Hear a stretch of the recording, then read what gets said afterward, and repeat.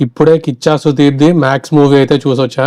Movie మాత్రం పక్కా commercial movie అంటే సింహం వచ్చింది దమ్ముంటే ఇప్పుడు రండ్రా అన్న డైలాగు, వాడు హీరో కాదు విలన్ అన్న డైలాగు, అలాగే విలన్స్ వార్నింగ్ ఇచ్చి వస్తున్నాం అన్నప్పుడు హీరో వెయిటింగ్ అనడము, అలాగే సెంటిమెంట్ కోసం ఒక 13 to 14 years అమ్మాయి రేప్ కేసు, ఇవన్నీ ఉంటాయి కమర్షియల్ మూవీలో. ఈ మూవీలో కూడా ఎగ్జాక్ట్లీ అవే ఉన్నాయి. మూవీలో పాజిటివ్ గా అనిపించినవి కిచ్చా సుదీప్ మంచి హీరోయిక్ ఉన్నాడు, బీజిఎంస్ కూడా బాగా అనిపించినాయి. ఇంకా మూవీ కూడా ఎక్కడైతే బోర్ కొట్టలేదు. సెకండ్ హాఫ్ లో ఒక ట్విస్ట్ వస్తుంది, అది మనం ఒకటి అనుకుంటే అది ఇంకొకటి జరుగుతుంది, అది బాగుంది. కానీ మూవీలో అన్ని కమర్షియల్ ఎలిమెంట్స్ అన్ని ఆల్రెడీ చూసినవే, కొత్తగా అయితే ఏమనిపించలేదు. స్టోరీ కాన్సెప్ట్ కూడా ఖైదీ మూవీ లాగే, ఒక పోలీస్ స్టేషన్ దాని మీద అటాక్ చేయడానికి వచ్చే గూండాలు ఒక నైట్ లో మూవీ అయిపోవడము. కాన్సెప్ట్ అదైనా కానీ స్టోరీ కొంచెం డిఫరెంట్ గా ఉంటది అంతే.